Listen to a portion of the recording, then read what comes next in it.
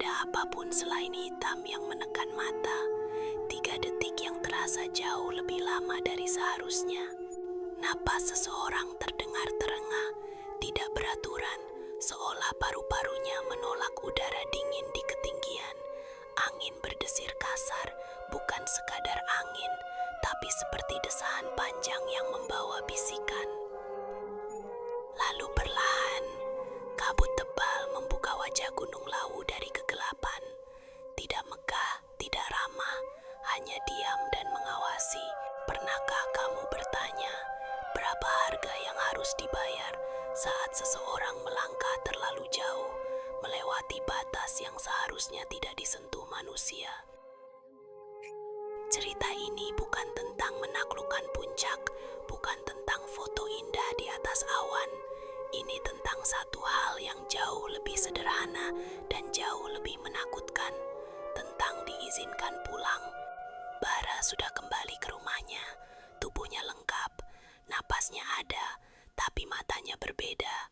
Tatapannya kosong, seperti jendela yang terbuka ke tempat lain, seolah sebagian dari dirinya masih duduk diam di jalur sunyi pos 5, menunggu sesuatu yang tak pernah kita lihat. Di Lawu, gunung bukan tumpukan tanah dan batu. Ia hidup, bernapas, dan mengenali siapa yang berjalan di punggungnya. Kadang trauma tidak datang berurutan. Ia muncul sebagai potongan acak, suara gamelan yang fals, berdenting seperti dipukul tangan yang salah. Kilatan koin-koin kuno bertumpuk di tanah basah. Siluet keramaian yang mustahil ada di tengah hutan mati. Bara ingat perasaan itu dengan jelas. Perasaan diawasi, bukan oleh satu pasang mata, tapi oleh ratusan, mungkin ribuan, yang bersembunyi di balik kabut dan batang pohon. Perasaan itu merayap pelan, menekan dada, membuat napas terasa terlalu sempit. 4 hari, 4 malam, itu fakta yang dicatat. Bara dinyatakan hilang, dan pencarian berlangsung sampai titik nyaris menyerah. Tim SAR menyisir jalur logis, jurang dan lembah, tapi tubuh Bara ditemukan di tempat yang tak masuk akal. Sebuah area terjal, hampir vertikal, tanpa alat, tanpa jejak pijakan manusia. Tidak ada penjelasan rasional bagaimana seseorang yang kelelahan dan dehidrasi bisa sampai di sana. Fakta-fakta ini berdiri dingin, seperti batu nisan kecil yang menegaskan satu hal, ini bukan cerita karangan. Di Gunung Lawu, kesendirian memiliki bobot. Kabut sore hari bisa menghapus batas, membuat dunia terasa tipis, rapuh. Orang-orang tua menyebutnya perbatasan, tempat dimensi manusia dan dimensi mereka bersentuhan. Pasar setan bukan sekadar dongeng pengantar tidur, melainkan zona yang memiliki hukum sendiri, waktu sendiri, dan harga sendiri. Masuk ke sana berarti bermain dengan aturan yang tidak pernah kita pelajari dan seringkali tidak pernah kita menangkan. Dengarkan baik-baik, ada suara langkah kaki di atas ranting kering. 1, 2, lalu berhenti mendadak. Tidak ada lanjutan, tidak ada sumber. Narator merendahkan suaranya, bukan untuk dramatisasi, tapi sebagai peringatan. Jika kamu mendengarkan ini dengan earphone, sendirian, di malam hari, mungkin kamu akan merasa ada sesuatu yang ikut mendengarkan dari jarak yang terlalu dekat. Beberapa cerita tidak suka diceritakan keras-keras. Bara tidak tersesat karena ia ceroboh atau bodoh. Ia tersesat karena sesuatu membuka pintu untuknya. Di Lawu ada yang disebut undangan. Tidak semua orang mendapatkannya dan tidak semua yang diundang boleh pulang. Bara dipilih untuk menjadi tamu, meski ia tidak pernah meminta. Saat layar perlahan memudar dan judul muncul, satu pukulan gamelan Jawa terdengar berat bergema panjang, seperti palu yang diketukkan pada pintu tak kasat mata. Cerita ini baru saja dimulai. Bara tidak mendaki sendirian. Ia Ia bersama dua temannya, Dika dan Aris, orang-orang yang sudah cukup sering bersua dengan jalur gunung untuk tahu mana langkah yang aman dan mana yang hanya mengandalkan nekat. Mereka bukan pendaki pemula yang mabuk euforia, peralatan lengkap, fisik terlatih, dan jalur lawu via Candi Ceto sudah pernah mereka lalui sebelumnya. Namun justru disitulah benih masalahnya. Di dalam kepala Bara ada keyakinan halus bahwa ia sudah mengenal lawu, seolah gunung itu pernah menunduk padanya. Keyakinan kecil yang tidak pernah diucapkan, tapi tumbuh diam-diam seperti duri. Di base camp, proses izin berjalan seperti biasa. Nama dicatat, tujuan disebutkan, dan beberapa peringatan disampaikan oleh warga setempat dengan nada datar tapi serius. Jangan memakai baju hijau gadung, jangan bicara sembarangan, jangan mengeluh, apalagi menantang. Bara mengangguk, mengiyakan semuanya. Namun di dalam hatinya ada senyum tipis yang muncul. Senyum orang kota yang merasa mitos adalah cerita lama. Ia tidak menertawakan, tapi juga tidak benar-benar menghormati. Di gunung seperti Lawu, ketidakpercayaan yang diam seringkali lebih berbahaya daripada ejekan terang-terangan. Jalur Candi Ceto menyambut mereka dengan wajah yang indah dan tenang. Hutan pinus berdiri rapi, kabut tipis melayang rendah, dan aroma tanah basah bercampur daun tua terasa menenangkan. Di beberapa titik, situs-situs batu peninggalan lama muncul seperti penjaga yang membisu. Langit masih terang, langkah kaki masih ringan, dan tawa kecil sesekali terdengar. Namun di balik keindahan itu, ada nada rendah yang mulai menyelinap, perasaan tidak nyaman yang sulit dijelaskan, seperti musik latar yang tidak terdengar telinga, tapi dirasakan tubuh. Mereka melihat burung jalak lawu. Tidak lama setelah itu, burung yang konon menjadi penanda, kadang penuntun. Awalnya ia terbang rendah di depan jalur, seolah menunjukkan arah. Namun semakin lama, perilakunya berubah. Ia bertengger lebih dekat, menatap lama ke arah Bara. Matanya hitam mengilap tanpa berkedip. Kepak sayapnya terdengar kasar, tidak alami. Sejenak, Bara merasa seperti sedang dinilai, bukan dituntun. Ada dorongan aneh di dadanya untuk berhenti, tapi ia mengabaikannya dan terus melangkah. Kelelahan mulai merayap tanpa disadari. Langkah Dika melambat, napasnya lebih berat. Ia sempat mengeluh pundaknya terasa sangat berat, seperti ada beban tambahan di atas carrier yang tidak terlihat. Aris mencoba bercanda untuk mencairkan suasana, tapi tawanya terdengar kering. Percakapan kecil tentang jalur dan tempat istirahat berubah sedikit tegang. Emosi menjadi lebih tipis, lebih mudah tersulut. Di gunung, kelelahan sering membuka pintu bagi hal-hal yang tidak kasat mata.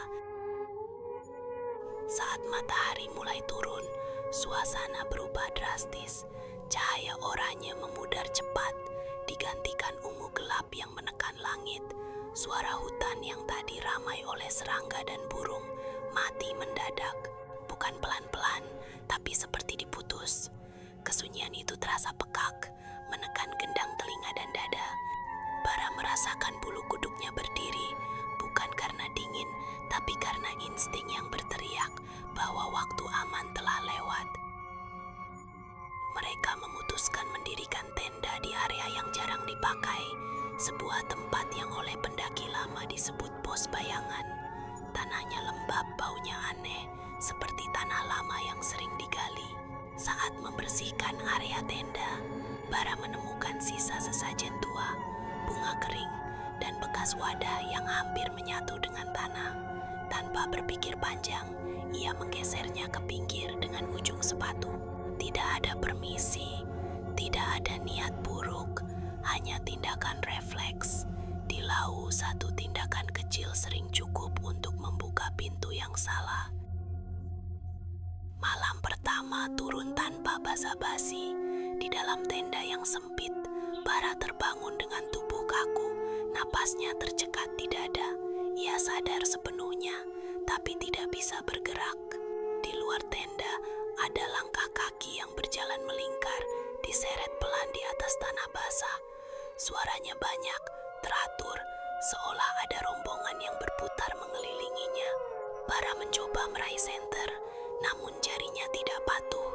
Dari kain tenda, tidak ada bayangan yang bisa ditangkap, hanya suara yang semakin dekat, lalu menjauh, lalu kembali lagi. Pagi datang dalam bentuk kabut pekat. Jarak pandang menyempit hingga 1 meter. Dunia terasa seperti lorong abu-abu tanpa ujung. Bara menjauh sebentar dari jalur untuk buang air kecil. Langkahnya hati-hati, masih yakin arah. Saat ia berbalik, jalur setapak yang barusan dilewati lenyap. Tidak tertutup kabut, tidak tersamarkan, tapi benar-benar hilang. Yang tersisa hanya semak berduri. Ia memanggil Dika dan Aris. Suaranya keluar, tapi terdengar aneh di telinganya sendiri, seperti tenggelam dalam kapas tebal. Bara berjalan mencari, menghitung langkahnya agar tetap tenang. Di kepalanya, ia merasa baru 10 menit berputar. Ketika melihat jam tangan, jarumnya bergerak tidak wajar, atau waktu sudah meloncat jauh tanpa terasa. Langit tidak menunjukkan matahari, hanya abu-abu datar tanpa arah. Kepanikan mulai menggerogoti logika, tapi ia memaksa diri berpikir rasional, mengulang teori navigasi yang pernah ia pelajari meski dadanya semakin sesak. Di antara batang pohon yang basah, Bara melihat sosok lain, seorang pendaki berdiri setengah tertutup kabut. Harapan menyambar cepat. Ia berlari mendekat sambil memanggil. Sosok itu berjalan tanpa suara. Pakaiannya model lama, ranselnya lusuh. Setiap kali jarak terasa dekat, sosok itu tetap berada sejauh itu juga. Tidak pernah lebih dekat, tidak pernah menjauh. Bara menyadari sesuatu yang salah saat ia tak mendengar satupun bunyi langkah dari orang itu. Ia berhenti dan mencoba arah lain. 1 jam berjalan lurus, setidaknya menurut perasaannya. Ia menandai pohon dengan ujung pisau, torehan kecil sebagai penanda. Beberapa menit kemudian, ia kembali berdiri di depan pohon yang sama, dengan bekas torehan yang masih segar. Jantungnya berdegup liar, ruang di sekitarnya terasa berulang, memantul seperti cermin tak terlihat. Di sela napasnya, bisikan samar mulai muncul, memanggil namanya dengan intonasi yang salah. Alam di sekitarnya berubah pelan tapi pasti. Pinus-pinus menghilang, digantikan cantiki yang meliuk seperti tangan kaku yang meraih. Akar-akar mencuat dari tanah, menyerupai urat nadi yang menonjol. Udara menjadi jauh lebih dingin, menusuk tulang. Bukan dingin gunung biasa, melainkan dingin yang terasa hidup dan memeriksa isi tubuh. Bara menggigil, giginya gemeretak tanpa bisa dikendalikan. Saat tenaga dan harapan mulai menipis, suara itu muncul. Gamelan Jawa samar terbawa angin. Laras pelok yang tidak merdu terdengar sumbang dan memanggil. Di tengah lapar dan haus yang menyiksa, suara itu terasa seperti janji peradaban tanda manusia lain. Bara menelan ludah, memejamkan mata sejenak, lalu melangkah mengikuti arah bunyi. Ia tidak tahu bahwa setiap langkah mendekatkannya pada tempat yang tidak seharusnya ia datangi. Langkah Bara menuju sumber suara gamelan terasa semakin berat, seolah tanah di bawah kakinya berubah tekstur. Setiap pijakan terasa lunak, lengket, seperti menginjak daging yang sudah lama membusuk. Udara dipenuhi bau yang saling bertabrakan. Belerang yang menusuk hidung bercampur wangi melati yang terlalu kuat. Wangi yang biasanya identik dengan kematian. Dadanya terasa sesak, Nalurinya berteriak bahwa ia sedang melintasi batas, masuk ke wilayah yang tidak lagi tunduk pada aturan manusia. Malam datang tanpa senja, satu kedipan mata, dan dunia langsung tenggelam dalam gelap pekat. Bara sendirian, tanpa tenda, tanpa api, hanya batu besar yang dingin sebagai tempat berlindung. Angin membawa suara yang membuat lututnya lemas. Suara ibunya memanggil namanya dengan lembut dari arah hutan. Suara itu sempurna, penuh rindu, dan justru karena itulah begitu salah. Bara menutup telinga, sadar ini jebakan, tapi air matanya tetap mengalir tanpa izin. Dengan tangan gemetar, Bara menyalakan senter. Cahaya putih menyapu batang pohon dan kabut, lalu berhenti mendadak. Di atas salah satu dahan, berdiri sosok hitam besar, tinggi, dengan tubuh berbulu kasar. Matanya memantulkan cahaya senter tanpa ekspresi. Makhluk itu tidak menyerang, tidak bergerak mendekat. Ia hanya mengangkat lengannya dan menunjuk ke satu arah yang sama dengan suara gamelan. Rasa takut membuat tubuh Bara bereaksi lebih cepat dari pikirannya.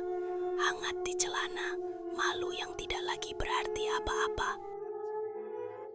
Lapar berubah menjadi nyeri yang menipu pikiran. Bara memungut dedaunan di sekitarnya dan memasukkannya ke mulut. Saat dikunyah, lidahnya merasakan nasi hangat, lauk yang gurih, rasa kenyang yang menenangkan. Sekejap kemudian, kesadarannya menjerit. Ini tidak nyata. Jika ia menerima pemberian ini, ia tahu jalan pulang akan tertutup. Bara memuntahkan isi mulutnya, meski perutnya melilit menahan. Pertarungan terjadi bukan di luar, tapi di dalam kepalanya. Di balik kabut, Bara melihat seseorang duduk diam membelakanginya. Punggungnya membungkuk, jaket pendaki lusuh menempel di tubuh. Bara mendekat sambil memanggil, suaranya pecah. Orang itu menoleh perlahan, wajahnya rata, seperti tanah liat basah, sebagian lagi hancur, seolah pernah diinjak.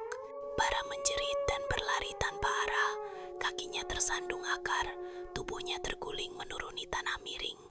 Rasa sakit meledak di bahu dan kaki, darah hangat mengalir, membuktikan semua ini nyata. Di antara napas terengah, Bara menemukan dompetnya tergeletak di tanah. Tangannya gemetar saat membukanya. Tidak ada uang kertas, tidak ada kartu. Isinya hanya daun kering dan kerikil kecil. Dunia manusia terasa jauh, tidak relevan. Di tempat ini, apa yang ia miliki tidak ada nilainya. Kesadaran itu menghantamnya keras bahwa ia tidak membawa apapun untuk bertahan di sini. Ia terus berjalan hingga mencapai tanah lapang yang luas dan datar. Kabut sedikit tersibak, cukup untuk memperlihatkan pemandangan yang membuat jantungnya berhenti sejenak. Keramaian, obor-obor kecil menyala remang, bayangan manusia bergerak ke sana kemari. Suara riuh rendah berdengung seperti sarang lebah raksasa. Di ketinggian Gunung Lawu, di tempat yang seharusnya kosong, sebuah pasar berdiri menunggunya. Pasar itu terbentang tanpa batas yang jelas. Tanahnya rata, basah, memantulkan cahaya obor dengan warna kusam. Sosok-sosok yang berlalu lalang menyerupai manusia, tapi ada yang tidak beres jika diperhatikan lebih lama.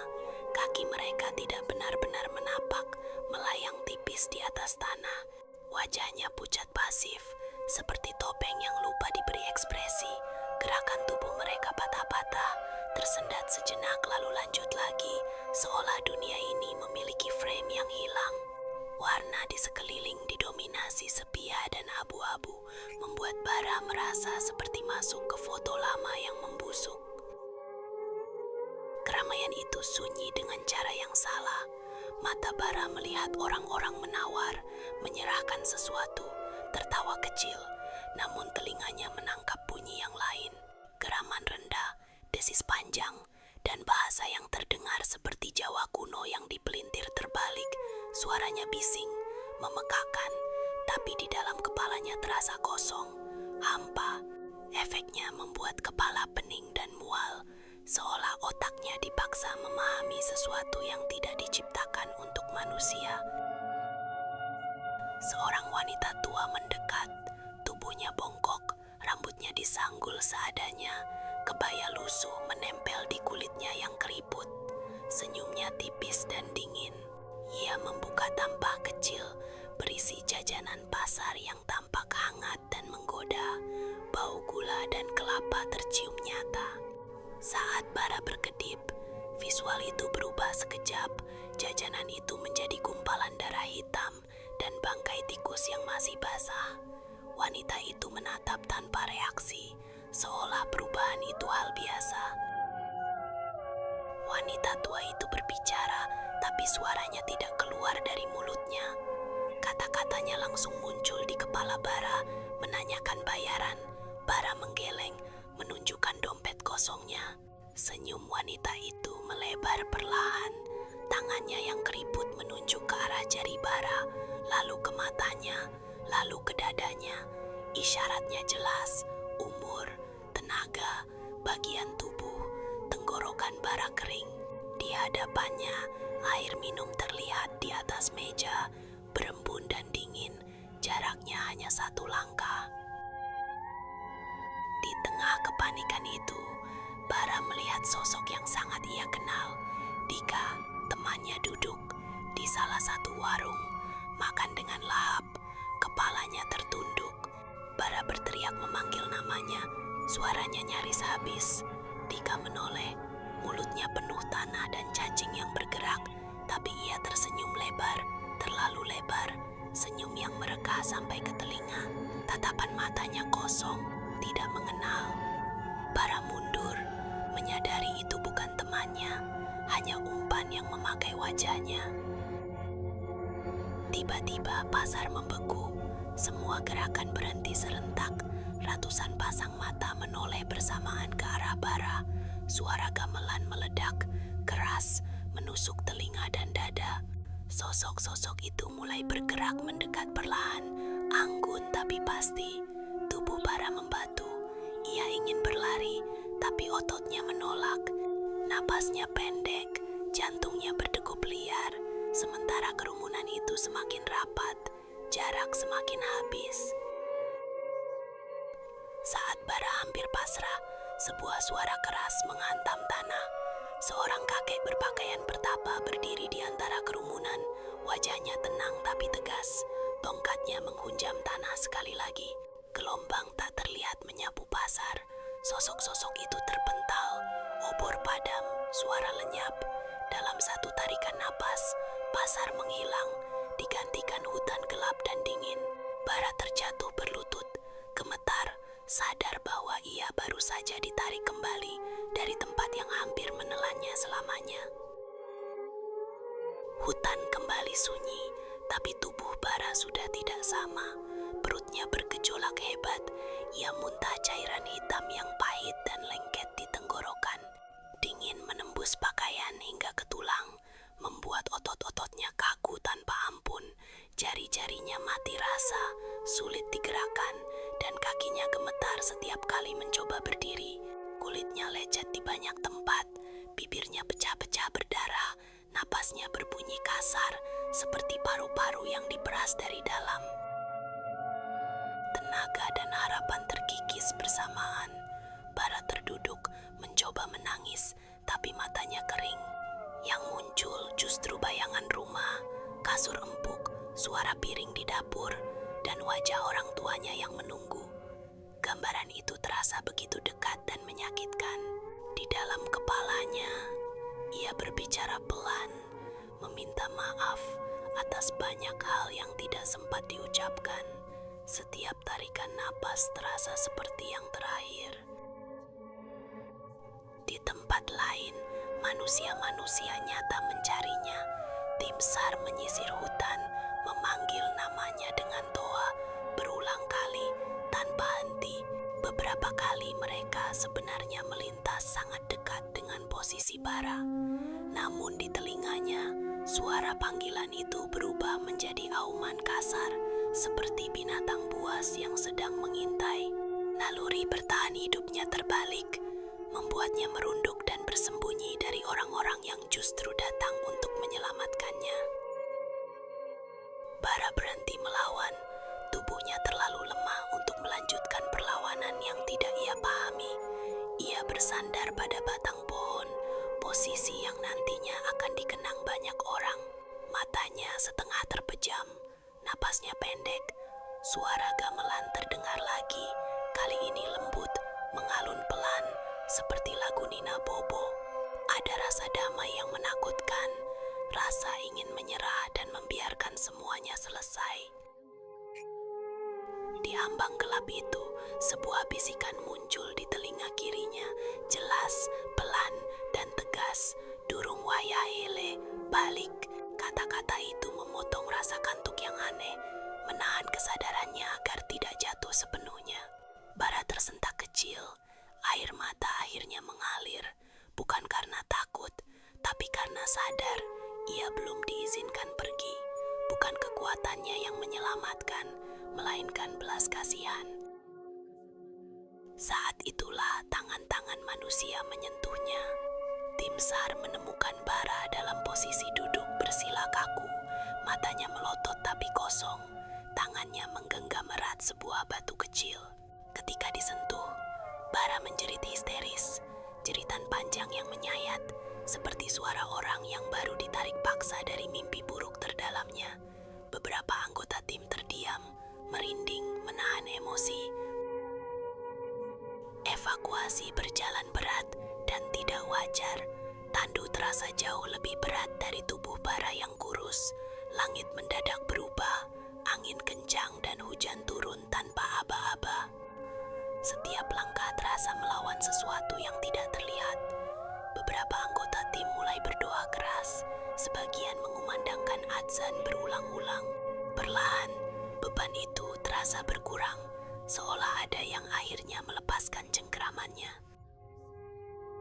Bara terbangun di antara bau obat dan kain bersih. 2 hari telah berlalu sejak tubuhnya dibawa turun dari gunung. Ia tidak ingat proses penyelamatan, tidak ingat suara doa atau hujan yang mengguyur tandu. Yang tertinggal di kepalanya hanyalah satu gambaran berulang, keramaian pasar yang berdengung tanpa suara. Secara medis, ia dinyatakan mengalami dehidrasi berat dan hipotermia. Namun saat celananya diperiksa, di saku ditemukan sekeping koin kuno berkarat, bukan miliknya, dan tidak ada satupun yang bisa menjelaskan dari mana asalnya. Sejak hari itu, Bara berubah. Ia lebih sering diam, menatap kosong ke satu titik terlalu lama. Tidurnya gelisah, dan setiap kali mendengar suara gamelan, tubuhnya menegang tanpa sadar. Gunung yang dulu ia cintai menjadi sesuatu yang tidak pernah lagi ia datangi. Ada bagian dari dirinya yang tertinggal di Lau, bagian yang tidak ikut turun bersama tubuhnya. Orang-orang terdekatnya merasakan itu, meski Bara tidak pernah menceritakan detail yang ia lihat. Dika dan Aris selamat, tapi pengalaman mereka tidak kalah mengganggu. Selama pencarian, mereka berdua mengaku beberapa kali melihat Bara berdiri di kejauhan, melambaikan tangan pelan ke arah jurang atau jalur yang berbahaya. Wujudnya terlihat utuh, tenang, seperti menunggu. Setiap kali mereka hampir mendekat, perasaan tidak enak menghantam dada, memaksa mereka berhenti. Jika mereka mengikuti lambaian itu, mungkin cerita ini akan berakhir dengan cara yang jauh lebih gelap. Seorang kunjen akhirnya dimintai pendapat. Dengan bahasa yang tenang, ia mengatakan bahwa Bara sebenarnya sudah masuk terlalu dalam. Pasar itu bukan tempat lewat, melainkan tempat menetap. Koin yang ditemukan di saku Bara adalah tanda uang muka dari transaksi yang hampir terjadi. Transaksi itu batal bukan karena Bara lebih kuat, tapi karena ada yang memutuskan mengembalikannya. Di Lau, tidak semua yang diambil selalu dikembalikan. Cerita ini bukan peringatan yang berteriak, melainkan bisikan, di mana bumi dipijak, di situ langit dijunjung. Gunung bukan ruang pamer keberanian atau kepintaran. Rasa sok tahu, keyakinan bahwa alam bisa ditebak, itulah celah yang membuka pintu. Bara tidak berniat jahat, tapi kelalaiannya cukup untuk membuatnya diundang masuk ke tempat yang seharusnya tidak ia kenal. Mungkin suatu hari kamu mendaki dan melihat cahaya di tengah hutan, atau mendengar keramaian di tempat yang seharusnya sunyi. Mungkin kamu merasa dipanggil, ditunggu, atau ditawari sesuatu yang terlihat biasa saja. Jika itu terjadi, jangan menoleh, jangan berhenti, dan apapun yang kamu lihat, jangan pernah membeli apapun. Tidak semua pasar diciptakan untuk manusia. Layar perlahan gelap, suara gamelan terdengar sekali lagi, satu nada panjang yang menggantung di udara, lalu terputus mendadak. Tidak ada musik, tidak ada kata penutup, hanya teks singkat yang muncul di kegelapan, berdasarkan kisah nyata, kiriman bara. Setelah itu, hening, 5 detik yang terasa jauh lebih lama, seolah gunung masih menahan napas, menunggu siapa tamu berikutnya.